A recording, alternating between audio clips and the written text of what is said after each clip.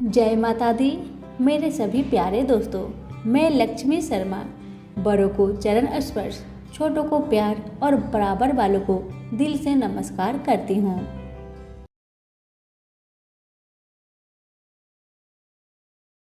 आज आप सभी सुनेंगे सभी व्रतों में सुनी जाने वाली गणेश भगवान की कथा। एक बार गणेश जी महाराज एक सेठ जी के खेत में से जा रहे थे तो उन्होंने 12 दाने अनाज के तोड़ लिए। फिर गणेश जी के मन में पछतावा हुआ कि मैंने तो सेठ जी की यहाँ चोरी कर ली।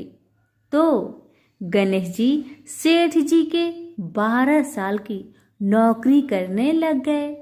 एक दिन सेठानी राख से हाथ धोने लगी तो गणेश जी ने सेठानी का हाथ पकड़कर मिट्टी से हाथ धुला दिया। सेठानी सेठ से बोली कि ऐसा क्या नौकर रखा है, नौकर होकर उसने मेरा हाथ पकड़ लिया। सेठ जी ने गणेश को बुलाकर पूछा कि तुमने सेठानी का हाथ क्यों पकड़ा? तो गणेश जी ने बोला कि मैंने तो एक सीख की बात बताई है। राख से हाथ धोने से घर की लक्ष्मी नाराज होकर घर से चली जाती है और मिट्टी से हाथ धोने से आती है। सेठ जी ने सोचा कि गणेश है तो सच्चा। थोड़े दिनों बाद कुंभ का मेला आया। सेठ जी ने कहा, गणेश सेठानी को कुंभ के मेले में स्नान करा के ले आओ। सेठानी किनारे पर बैठकर नहा रही थी तो गणेश जी उनका हाथ पकड़कर आगे डुबकी लगवा लाए। घर आकर सेठानी ने सेठ से कहा कि गणेश ने तो मेरी इज्जत ही नहीं रखी और इतने सारे आदमियों के बीच में मुझे घसीटकर आगे पानी में ले गए। तब सेठ जी ने गणेश जी को पूछा कि ऐसा क्यों किया?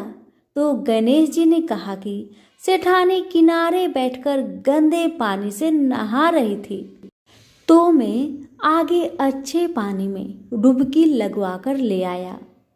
इससे अगले जन्म में बहुत बड़े राजा और राजपाट मिलेगा। सेठ जी ने सोचा कि गणेश है तो सच्चा। एक दिन घर में पूजा पाठ हो रही थी, हवन हो रहा था। सेठ जी ने गणेश को कहा कि जाओ सेठानी को बुलाकर ले आओ। गणेश जी सेठानी को बुलाने गया तो सेठानी काली चुनरी ओढ़कर चलने लगी तो गणेश जी ने काली चुनरी फाड़ दी और कहा कि लाल चुनरी ओढ़ के चलो। सेठानी नाराज होकर सो गई। सेठ जी ने आकर पूछा, क्या बात है? तो सेठानी ने बोली कि गणेश ने मेरी चुनरी फाड़ दी। सेठ जी ने गणेश को बुलाकर बहुत डांटा और कहा, तुम बहुत बदमाशी करते हो। तो गणेश जी ने कहा, पूजा पाठ में काला वस्त्र नहीं पहनते हैं, इसलिए मैंने लाल वस्त्र के लिए कहा। काला वस्त्र पहनने से कोई भी शुभ काम सफल नहीं होता है। फिर सेठानी ने सोचा कि गणेश है तो समझदार। एक दिन सेठ जी पूजा करने लगे तो पंडित जी ने बोला कि वो गणेश जी की मूर्ति लाना भूल गया, अब क्या करे? तो गणेश जी ने बोला कि मेरी को ही मूर्ति बनाकर विराजमान कर लो, आपके सारे काम सफल हो जाएंगे। यह बात सुनकर सेठ जी को भी बहुत गुस्सा आया और वो बोले कि तुम तो अब तक सेठानी से ही मजाक करते थे, मेरे से भी करने लग गए। तो गणेश जी ने कहा, मैं मजाक नहीं कर रहा हूँ, मैं सच बात कह रहा हूँ। इतने में ही गणेश ने गणेश जी का रूप धारण कर लिया और सेठ और सेठानी ने ही गणेश जी की पूजा की। पूजा खत्म होते ही गणेश जी अंतर ध्यान हो गए। सेठ सेठानी को बहुत धोखा हुआ और उन्होंने कहा कि हमारे पास तो गणेश जी रहते थे और हमने उनसे इतना काम करवाया। तो गणेश जी ने सपने में आकर सेठ जी को कहा कि आपके खेत से मैं 12 अनाज के दाने तोड़ लिया था। उसी का दोष उतारने के लिए मैंने आपके यहाँ काम किया था। गणेश जी की कृपा से सेठ जी के करोड़ों की माया हो गई। हे गणेश जी महाराज, जैसे सेठ जी को दिया वैसा सबको देना, कहते को, सुनते को और सारे परिवार को दे। प्रेम से बोलिए जय श्री गणेश। बहुत समय पहले की बात है। एक गांव में 7 भाई और एक बहन रहा करती थी। वो सब कुछ सुनती, पर जैसे ही विनायक जी का नाम आता तो घगरा झटका कर चली जाती।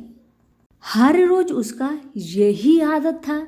जब भी गणेश महाराज का नाम आता तो घाघरा झटका कर चली जाती। एक दिन उस लड़की की इस आदत पर विनायक जी बहुत नाराज हुए और गणेश महाराज उस बहन को भयभीत करने लगे। डर के मारे बहन का तो बुरा हाल हो गया, बेचारी सूखने लगी। अपनी बहन को सूखता देख 7 भाइयों ने आकर पूछा, बहन क्या बात है, तुम इतनी दुखी क्यों हो, मुझे बताओ। पर भाइयों के बार बार ऐसे पूछने पर बहन ने कुछ नहीं बताया। भाई असफल रहे। सबसे जो छोटा भाई था वह बहुत चतुर था, बहुत चालाक था। उसने आधी रात को अपना वेश बदलकर गणेश महाराज को पकड़ लिया और पूछा कि आप कौन हैं और मेरी बहन के साथ छल क्यों करते हैं। भाई की बातें सुन गणेश जी बोले, मैं तो गणेश महाराज हूँ, तेरी बहन सारी बातें सुनती है, पर जैसे ही मेरा नाम आता है तेरी बहन दूर चली जाती है, इसलिए मैं उसे डराता हूँ। भाई ने पूछा कि आप इसका उपाय बताए तो गणेश जी बोले कि कोई भी कहानी कहो तो गणेश जी की कहानी कहे बगैर नहीं उठना चाहिए। बहन ने उस दिन से नियम रखा कि वह रोज गणेश जी की कहानी सुनेगी और कहानी सुनने के बाद ही कुछ खाएगी, और बहन हर रोज ऐसा ही किया। अब तो बहन कहानी सुनने के बाद ही कुछ खाया करती थी। इस तरह से गणेश जी महाराज बहन पर प्रसन्न रहने लगे और उसकी सारी मनोकामनाएं को पूरी करने लगे। गणेश महाराज की आशीर्वाद से उस बहन को अच्छा घर और अच्छा वर मिला। तो प्रेम से बोलिए गणेश महाराज की जय हो।